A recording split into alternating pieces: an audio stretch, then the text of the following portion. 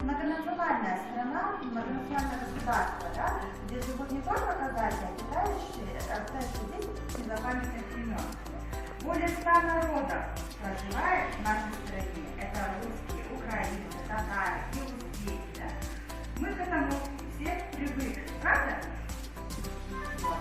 Но мы не задумывались, как на наши земли попали греки, китайцы, корейцы, немцы, поляки. Ведь их родины далеко находятся от казахских степей.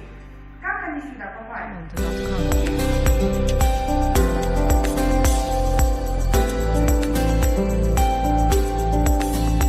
Много-много национальностей. Здесь и башкиры, и белорусы, и болгары, греки, грузины, цыгане, евреи, казахи, киргизы, китайцы, очень-очень много. Например, давайте возьмем немцев, да? И вот, что мы можем узнать про эту национальность? Мы можем узнать формирование этого народа, историю этого народа. Мы можем узнать процесс переселения, как они попали в нашу страну. Представляете, как здорово? Традиции хозяйства, можем культуру, традиции, обычаи проверить. И так про много-много национальностей.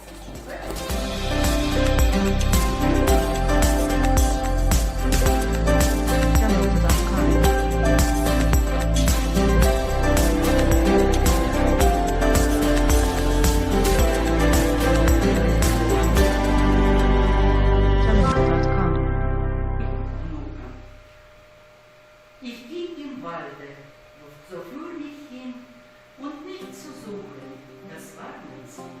Im Schatten sah ich ein Blümchen stehen, wie Sterne leuchten, wie Eulen schön. Ich wollte es brechen, da sagt es fein, soll ich zum Brechen gebrochen sein? Ich grüß mit allen, den Wurzeln aus, zum Garten trug ich's am hübschen Haus und pflanzt es wieder.